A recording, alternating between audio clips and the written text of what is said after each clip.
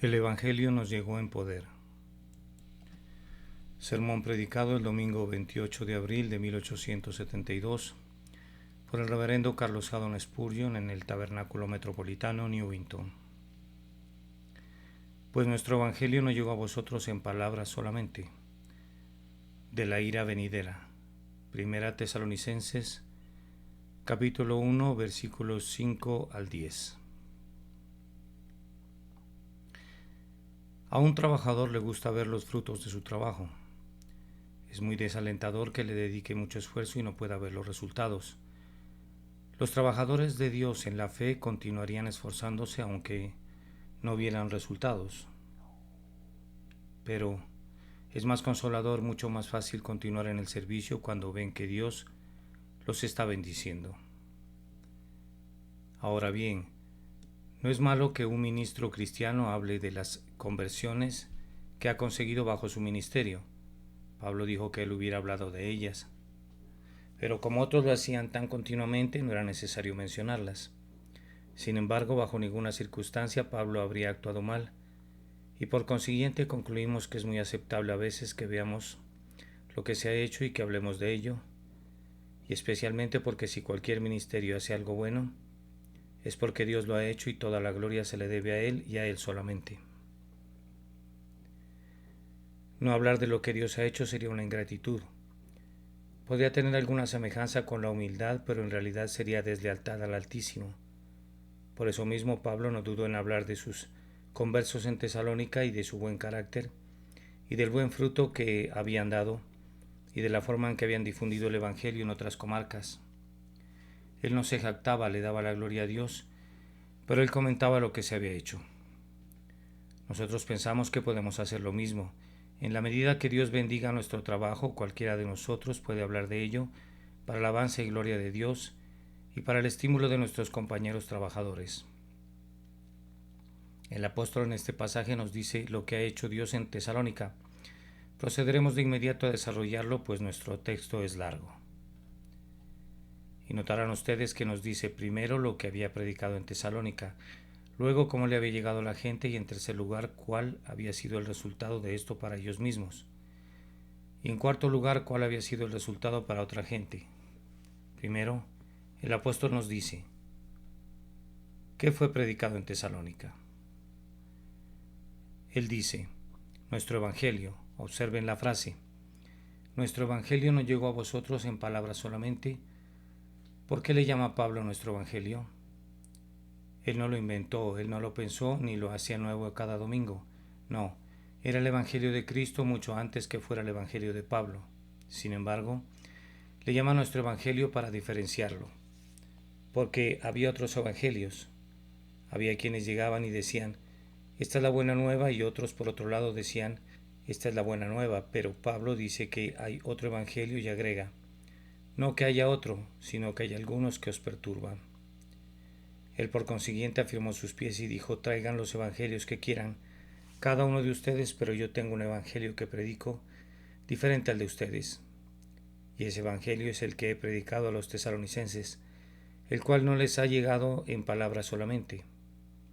En estos tiempos, amados míos, debe hacerse una diferenciación entre el evangelio de los hombres y el evangelio de Dios. Hoy día el evangelio del hombre es bastante popular. Alguien se pone a pensar hasta que le duele la cabeza, produce disparates, viene y los ofrece como algo nuevo. Los hombres van hasta el fondo de un tema y lo baten hasta que remueven el lodo de ese fondo y luego no pueden ver su propio camino. Y nadie más puede verlo. Y luego salen con algo maravilloso y usando palabras difíciles de pronunciar y más difíciles de entender, ganan el prestigio barato de ser grandes eruditos y profundos teólogos. Bien, dejemos que sigan su camino, ese es su evangelio, pero nosotros tenemos otro evangelio, el cual lo hemos ganado de otra manera y deseamos propagarlo de otra manera. Pablo dijo nuestro evangelio, pues, para hacer una distinción. Pero también quiso decir que era su evangelio porque le había sido encomendado. Lo había recibido como un depósito sagrado. Él era, por decirlo así, un mayordomo de Dios con la misión de preservar y mantener viva la verdad en el mundo, y Pablo la preservó sin adulterarla. Así, cuando terminó su vida, pudo decir: he peleado la buena batalla, he guardado la fe. Si alguien adulteró el Evangelio, no fue Pablo. Él lo entregó tal como Cristo se lo dio. Oh, que cada uno de nosotros que es llamado a predicar el Evangelio, y por supuesto cada miembro de la Iglesia, sienta que la verdad nos es encomendada para conservarla en el mundo. Nuestros antepasados la conservaron en la hoguera y en el tormento cruel, y cuando se fueron al cielo en sus carros de fuego dejaron la verdad para que la preservaran sus hijos. Transmitida a nosotros por la larga fila de mártires y confesores, presbiterianos y puritanos, ¿qué vamos a hacer con ella ahora? ¿Nos sentiremos que todo el costo de conservarla a través de los siglos nos exige actuar igual que ellos? Si hubiera la necesidad a una costa de nuestra sangre, y que mientras vivamos nunca se diga que en nuestra vida, en nuestra oración, en nuestra conversación o en nuestra predicación, el Evangelio sufrió en nuestras manos. Yo sé a quién he creído, dijo Pablo, y estoy convencido de que Él es poderoso para guardar mi depósito, o más bien, como algunos lo interpretan, Él es capaz de guardar mi depósito, el cual se me encomendó, para guardar también. Cristo guardará y preservará el Evangelio, puro y claro, aún hasta la última hora del tiempo, que el Señor nos lo conceda para gloria de su nombre. Pero además, pienso que el apóstol utilizó el término nuestro Evangelio, no solo para diferenciarlo y porque sintió que le fue encomendado, sino porque él mismo lo había gozado y lo había experimentado. ¿Qué derecho tiene alguien de predicar lo que no ha disfrutado ni hecho suyo? He oído de cierto médico que usualmente probaba sus propias medicinas en él mismo. Seguro que debiera ser siempre la práctica de aquellos que sirven al médico celestial. ¿Cómo vendremos y predicaremos el bálsamo de Galad, el cual cura todas las heridas si las nuestras no han sido curadas? ¿En qué lastimoso caso se encuentra el desdichado que habla de regeneración, pero no ha nacido otra vez? Que predica la fe, pero nunca ha creído. Que habla de perdón, pero nunca ha sido lavado en la preciosa sangre. Habla de la justicia de Cristo, pero tiembla en la desnudez de su propia corrupción. Ah, hombre infeliz. Ser heraldo de buenas nuevas mientras él mismo no participa en ellas. A Ezequiel, antes que tuviera que ir y hablar del mensaje de Dios, se le dio un mensaje. ¿Y qué decía? Hijo de hombre, come este rollo. Tuvo que tomar el mensaje escrito en el rollo y comerlo, y cuando estaba en su propio cuerpo, entonces pudo hablar del mensaje con gran poder. Es una buena máxima antigua la que dice: si tu predicación debe llegar al corazón, debe salir del corazón. Debe haber conmovido nuestras almas, antes que podamos esperar conmover las almas de otros. El Señor es mi testigo que al predicar aquí a ustedes, todos estos años, amados míos, les he predicado lo que he probado y aplicado de la buena palabra de Dios. He predicado la doctrina del pecado humano, porque he sentido su poder, sentido su amargura y vergüenza, y me he revolcado en el polvo ante Dios. Casi con desesperación, les he predicado el poder de la sangre preciosa para limpiar el pecado, porque he mirado hacia las amadas heridas de Cristo y he encontrado purificación en ellas. Solo les hemos hablado de lo que nosotros mismos hemos conocido y sentido, y comprobado que es cierto. Me iría a mi habitación esta noche sintiéndome desventurado si no tuviera más seguridad de la verdad de mi mensaje que la que pudiera encontrar en la experiencia de otros hombres. Ahora, muchos de ustedes están comprometidos en la predicación de Cristo, a otros, y enseñan a enseñar a Cristo a los niños en las escuelas. Siempre hablen de la llenura de sus propios corazones, porque cuando puedan decir: he probado esto, me regocijo en esto, la palabra de ustedes seguramente llegará con poder a los corazones de quienes los escuchan. El hombre que desee traer a otros a Cristo debe de imitar a Elías, el profeta, quien cuando halló al niño muerto en su cama y que no podía ser levantado a la vida de ninguna manera, fue y puso su boca en la boca del niño, y sus manos sobre las manos del niño, y sus pies sobre los pies del niño, y entonces poco a poco la vida se le restituyó al niño.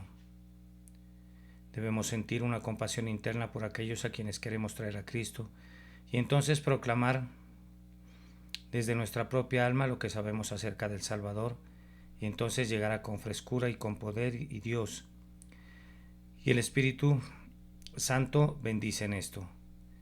Esta entonces fue la razón para que Pablo tuviera que, para llamarlo nuestro Evangelio. el Evangelio encomendado a él, el Evangelio que había probado y aplicado a sí mismo. Ahora, quiero que ustedes observen en segundo lugar cómo llegó el Evangelio a los de Tesalónica. Él lo describe como viniendo en 4 grados.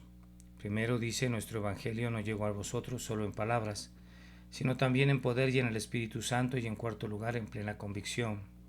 Bien, estas 4 palabras me permiten dividir a mi auditorio en este momento, a todos los que han asistido regularmente a esta casa de reunión, que se han sentado en estas bancas durante algún tiempo. Ciertamente nuestro Evangelio ha venido en palabra. Todos la han escuchado, y la han escuchado de tal manera que entienden su sentido, el don de ella. La han oído de muchas maneras y formas, prestándole la debida atención. Oh, pero es de temerse que hay algunos para los que la palabra ha venido en eso, en palabras solamente.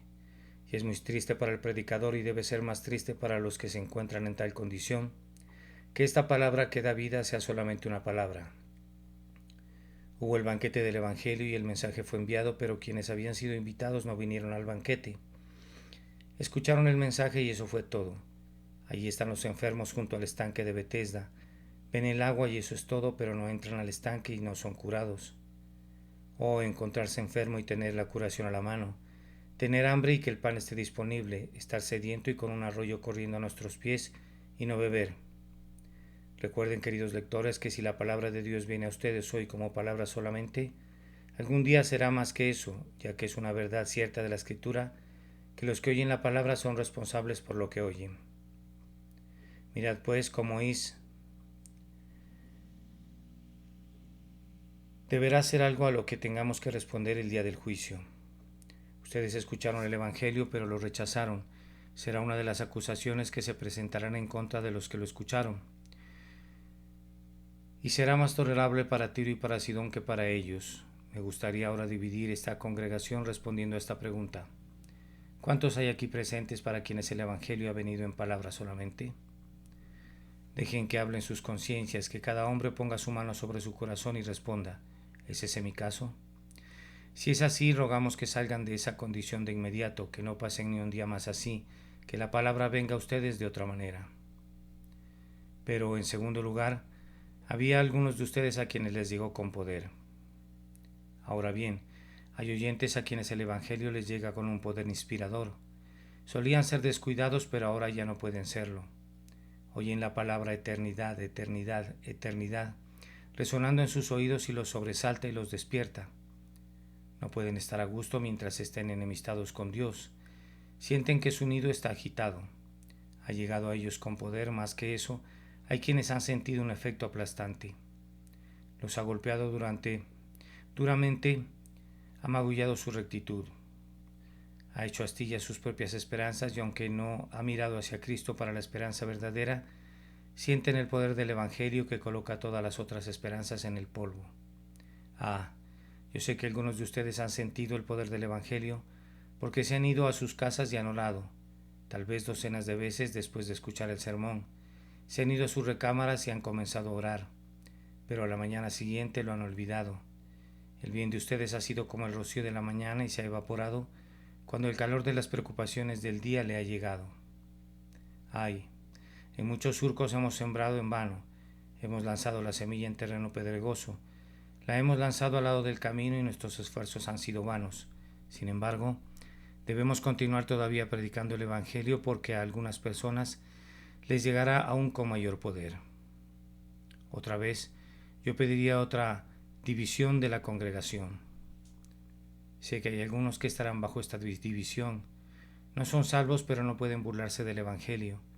No pueden pasar ante él con indiferencia. Es como una espada aguda de 2 filos, perfora, corta y hiere. Yo le ruego a Dios que los mate espiritualmente para que puedan recibir nueva vida. Ahora el tercer grado de la llegada de la palabra tesalónica fue que vino en el Espíritu Santo. Aquí está el camino bendito, porque se viene en otro poder que no sea este. Vendrá en vano. Pero si viene en el Espíritu Santo, entonces se logra su objetivo, porque el Espíritu Santo aligera a los hombres por una misteriosa operación. que no podemos describir, pero que muchos hemos sentido, la cual llega a los hombres creando en ellos una nueva vida, y como ellos estaban muertos en el pecado, entonces comienzan a vivir como no lo habían hecho antes. Ese mismo espíritu los ilumina mostrándoles 1000 verdades que nunca antes habían visto. Descubren que han entrado en un nuevo mundo, han pasado de la oscuridad a la luz maravillosa. Entonces el Espíritu de Dios comienza a purificarlos. Los limpia de este y ese pecado y los libra de impurezas, los renueva. Está en ellos como un espíritu para quemar y consumir al pecado. Un espíritu que los limpia, limpiándolos de sus maldades. Luego viene como un espíritu de consolación y les da alegría y paz. Los eleva sobre sus preocupaciones, sus tentaciones, sus dudas, y los llena con un anticipo de bendición eterna. Oh, bendito es ese hombre para quien nuestro Evangelio llega con el Espíritu Santo. Amados, no nos admira si las personas se burlan del Evangelio en sí mismo, o si otros lo oyen y no son conmovidos por él, porque el Evangelio en sí mismo es como una espada sin el brazo de un guerrero que la sostenga. Pero cuando el Espíritu de Dios viene, el hombre ya no duda más. Es cuando coloca la verdad en el corazón, de manera que alma y espíritu y articulación y médula se sumergen en ella. Que los hombres son convencidos, convertidos, salvos, y la verdad es para ellos ciertamente una cosa viva. Rueguen, oh amados miembros de esta iglesia, rueguen porque la palabra de Dios, nuestro Evangelio, pueda venir en el Espíritu Santo. Pero hubo una cuarta clase para quienes la palabra llegó en un grado más elevado, porque se agrega y en plena convicción. A todos los cristianos llega en el Espíritu Santo, pero para algunos llega con un grado aún mayor de poder espiritual. Ellos creen en el Evangelio, pero no lo creen tímidamente. Lo aceptan como una realidad firme, sólida, indisputable. Se aferran a él como una mano de hierro y su propio interés en él no permanece en duda. No, ellos saben en quién creen, están persuadidos de que él es capaz de guardar lo que se les ha encomendado. Ellos creen en Cristo con la fe de Abraham, que no titubeó ante la promesa por falta de su fe. Las nubes y la oscuridad se han ido del cielo de ellos y ven el éter azul claro de la presencia de Dios por encima de ellos. Se regocijan en el Señor siempre y otra vez se vuelven a regocijar. Hay algunos así en esta congregación, bendigo a Dios por cada uno de ellos. Que haya muchos más, porque ustedes que poseen plena certidumbre son los hombres fuertes para el servicio. Teniendo la alegría del Señor en sus propias almas, ésta se convierte en su fuerza cuando salen a luchar las batallas del Maestro, porque ustedes sienten el amor del Maestro. Que el Señor nos dé muchos más en la iglesia, para quienes la palabra de Dios venga en el Espíritu Santo y con plena certidumbre. Así fue como llegó la palabra de Dios a ellos. Debo de pasar al tercer punto, y ese es: ¿cuál había sido el resultado de esto en ellos mismos?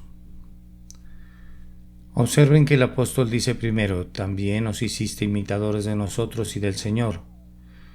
Cuando se convierte un hombre no está apto para ser un conductor, tiene que ser un imitador. No tomamos reclutas sin experiencia y los hacemos capitanes. Deben ser entrenados, deben ir a las filas y marchar un poco.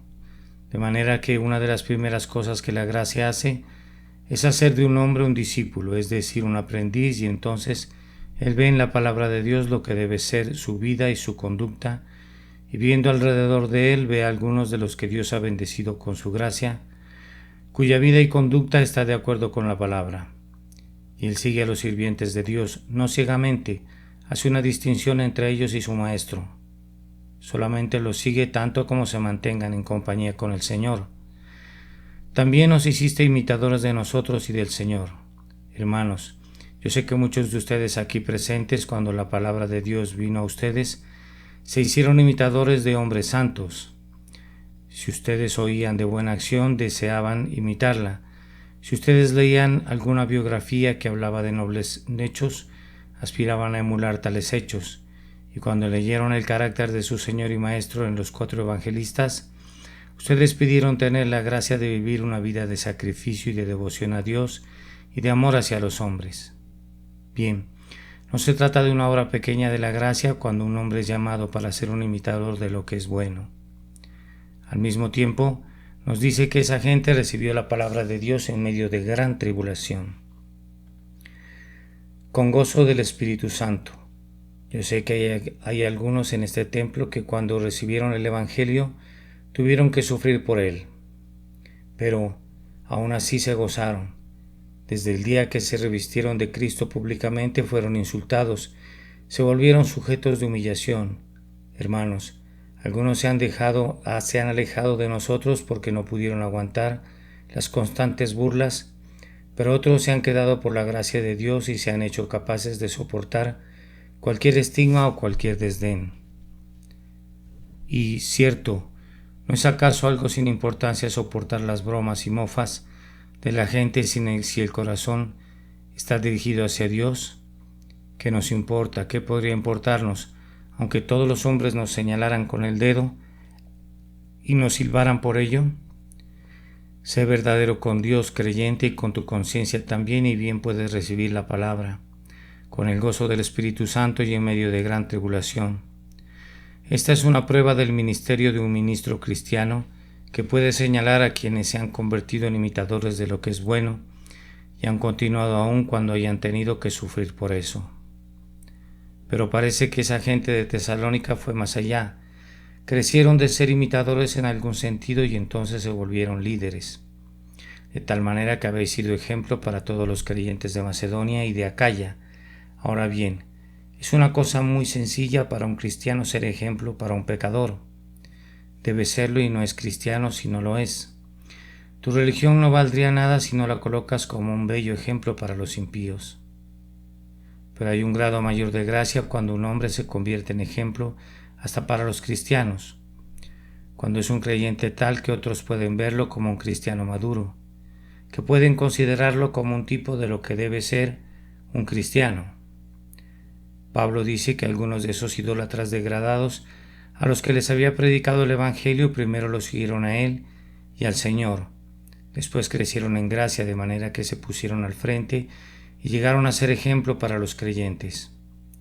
Déjenme sostener esto, amados, para motivación de ustedes, que ninguno de nosotros esté contento con el ordinario y frío ser cristiano de hoy en día. Qué fría y pobre materia es, si el propio Señor viniera, ¿hallaría fe en la tierra? ¿Dónde está el celo de los días pasados? ¿Dónde está el ardor? ¿Dónde está la valentía de las edades que fueron? Si estas cosas no se encontraran en ningún lado, oh hermano mío, busca tenerlas en tu propia alma. Pídele a Dios si te ves forzado a ver a otros decaer, que tú no decaigas, porque la gracia de Dios puede hacer de ti un ejemplo para el resto de su gente. De ellos hay aquí esta noche, de quienes podría hablar, que el Señor los bendiga y los conserve como son, porque he visto aquí a cristianos apostólicos. Si no lo he visto en ningún otro lado, lo he visto aquí entre algunos de mis hermanos y hermanas aquí presentes, cuyo servicio será recordado en el día del juicio. No desean que sea conocido aquí, ni lo será, pero con lágrimas y oraciones se han dedicado a Cristo y lo han servido bien, y Él lo recordará en ese día. Más aún, el apóstol sigue adelante para decirnos lo que fue hecho por estos tesalonicenses, a saber, que se convirtieron de los ídolos, que Dios nos convierta de todo ídolo que tengamos.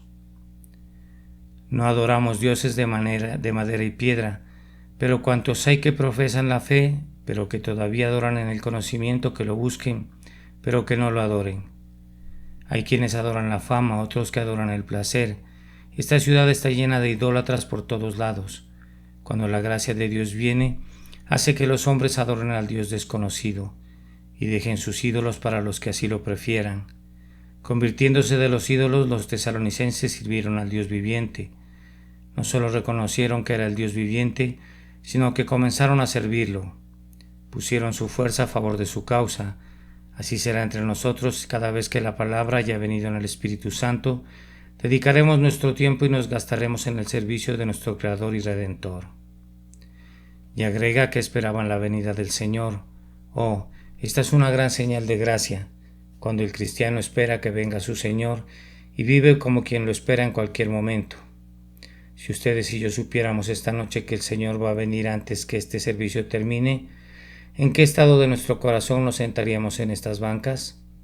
En ese estado debemos estar, Si yo supiera que vería a mi Señor antes de que se levantara otra vez el sol, ¿cómo predicaría?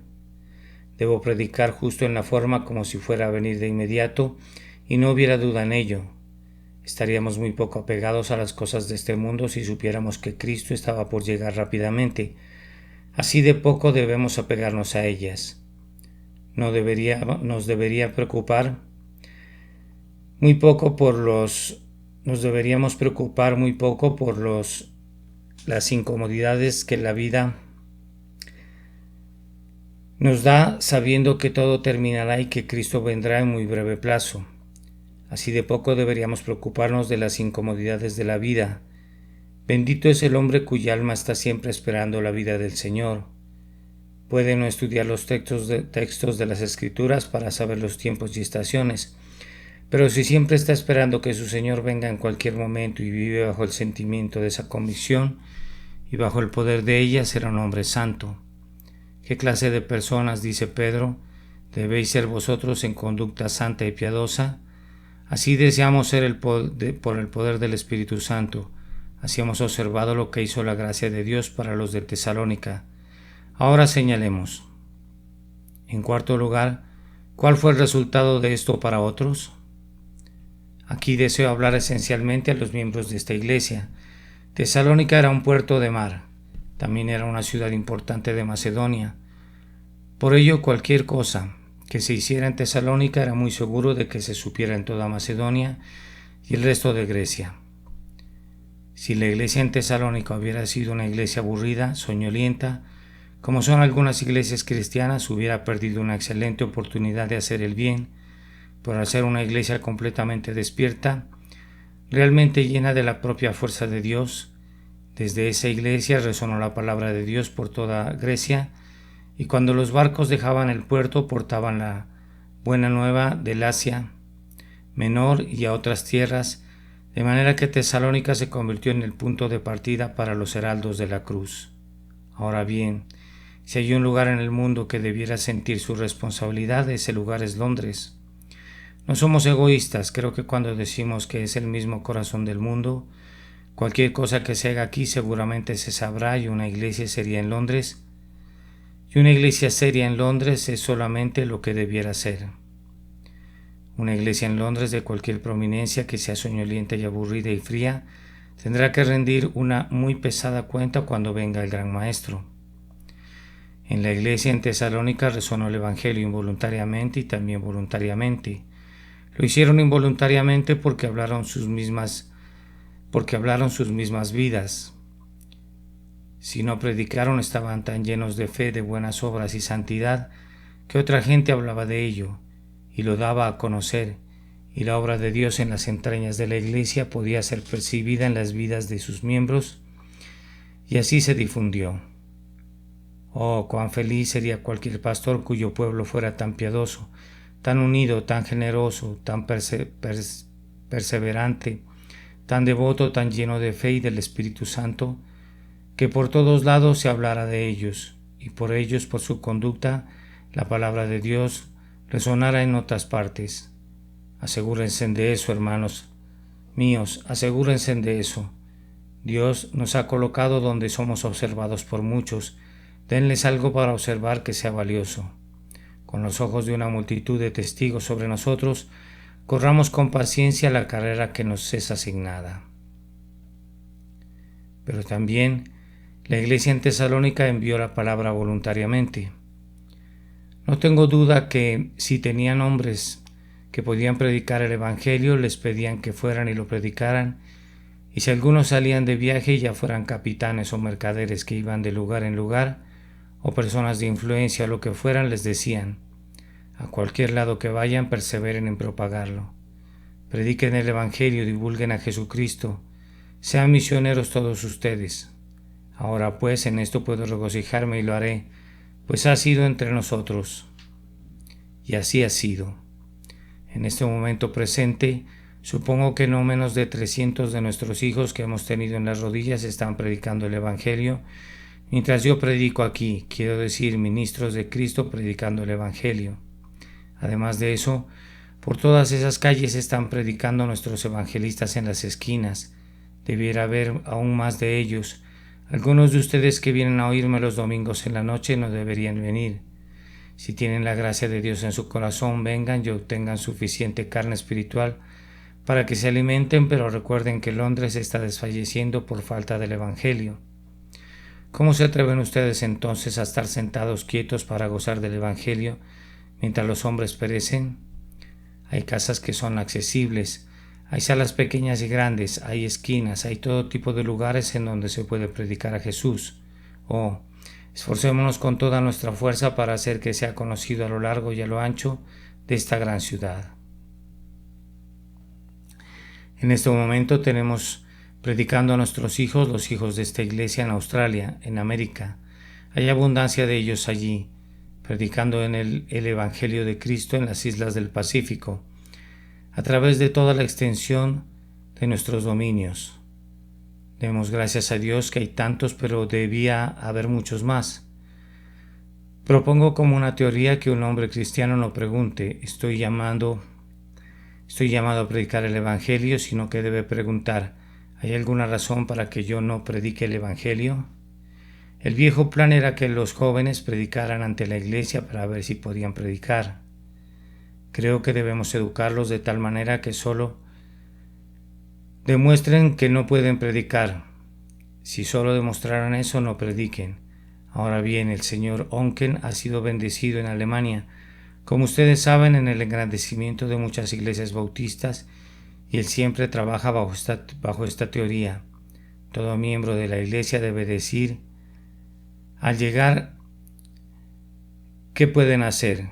Si dice que no pueden hacer nada y es viejo y enfermo y tiene que estar en cama, muy bien, puede servir a Dios con el sufrimiento. Pero si tiene alguna habilidad y dice no puedo hacer nada, entonces la respuesta es no puedes entrar en la iglesia. No podemos tener vagos, solo debemos tener abejas trabajadoras en la colmena.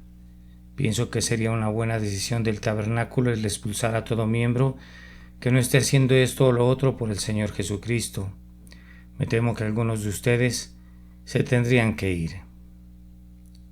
Bien, no promoveremos esa resolución, pero promoveremos otra, a saber, que todo miembro que haya sido zángano hasta este momento orara para ser abeja, que todo el que no haya hecho nada le pida al Señor que le ayude a empezar en aquellos que han hecho la mitad de lo que pueden, que estos quieran hacer la otra mitad.